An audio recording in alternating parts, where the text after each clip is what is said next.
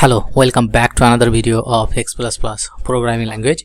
In this video, we will talk about another function of the container, that is the conFind. Okay, first we will understand that what is conFind function, about the parameters and what it will return, and then we will move to the practical session and I will show you that how to write the code for conFind function of a container. As you can see over here that we have a conFind function, and this conFind function is used to find the first occurrence of an element or a sequence of elements in a container. So if you have a container of sales order, and if you want to find out one particular sales order is present on that container or not, then you can use the conFind function. Or if you have a sequence of elements, now the sequence of elements, that means for example, if you have a sales order 2 and sales order 3 in a sequence, and if you want to find out that this particular sequence is present on this container or not, then you can specify the number of element or 3, 4 in a sequence, and it will give you the first occurrence in the container. Okay, don't worry, I'll show you the example. Then it will be more clear for you. Okay, now let's go to the syntax, and you can see that this conFind function takes two parameters. First one is the container and the second one is the element. It can be any type. Okay, and you can specify here one single element, or you can specify here a sequence of element, that means 2, 3 elements in a sequence with a comma separated value. And this particular conFind function return an integer value, that means it will give you the occurrence of the first positions. It will give you the integer value of the first occurrence, or that means the position on the container. Okay, so here the element, you can see the parameter section, the container to search, and here the element is one or more element to search, and you have to specify separated by the commas.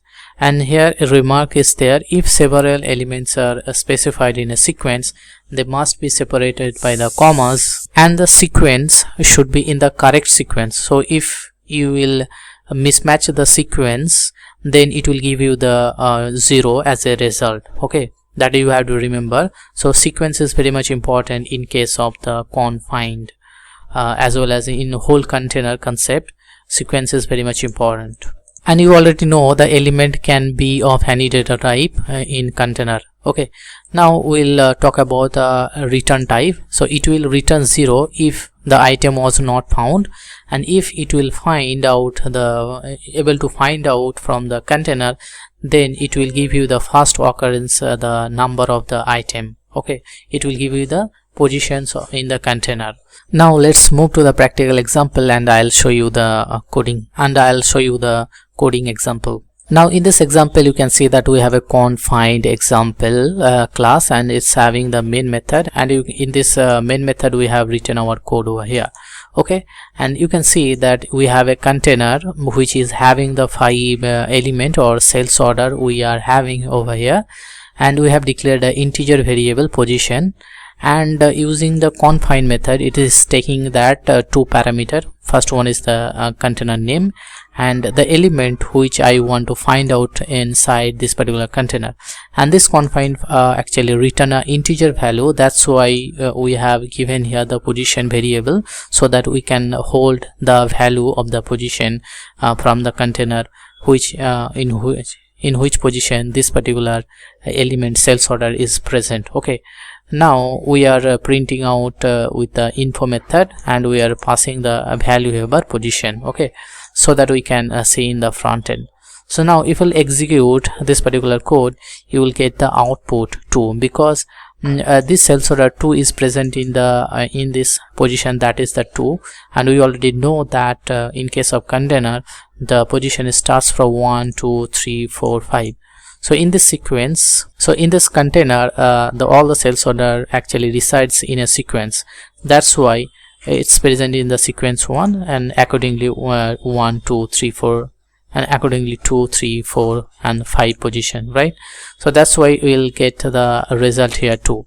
And if we'll try to execute the code, you will get this output. That means you will get the output 2. That means it will give you the position 2. Now one more important point that I want to mention over here, if you want to search more number of elements, then you have to pass here the second element. So in that case you can see that we have been searching here 02. So if you want to search again 03, that is also possible. So you have to specify here the 03, but you have to remember that it will give you only the one output. That means it will give you the 2 in that case as well, because it will give you the first occurrence, that is the 2 position. This particular sequence is actually present from the positions 2, so that's why it will give you the 2 over here. So don't expect any other value, so it will give you the integer value and it will be the first occurrence in the container. And remember one point, whenever you are specifying here more than one value, then it should be in a sequence. If you will try to find out like this one, for example 02, and then you have specified 04, so in this case it will give you the 0, because this is not the correct sequence in the container. That's why it will give you the 0, because after 2 I have specified 03, that's why it should be 03. Okay, then the sequence will be able to find out in this sequence. So this first one is the correct one, but whenever it will try to find out the next value in the sequence, then it will not match, so that's why it will be the false. That means it will give you the 0. So in case of mismatch, the conFind function will give you the 0. So that's why you have to remember, always you have to give the value or search the value in a sequential manner. Okay, and if you'll try to execute this particular code, the sequence 03 and 02 and 03, then it will give you the result like this one. So it will give you the value output as a 2. Okay, now if you want to search 04, which is not the valid one, then it will give you the output 0. So let me click on the start button and I'll show you the result, that it will give you the 0 as output. And I have explained that why it will give you the 0, right? Now here you can see that our code executed successfully and it's giving 0. Why? Because it's not actually getting the value in a sequence, so that's why it is actually giving the 0 result.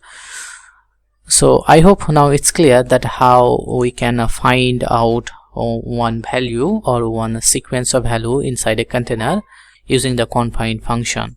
So if you have any question regarding this particular video, you can write it in the comment section. I'll try to respond as soon as possible. So thanks for watching this video. See you in the next one. Till then, take care. Bye bye.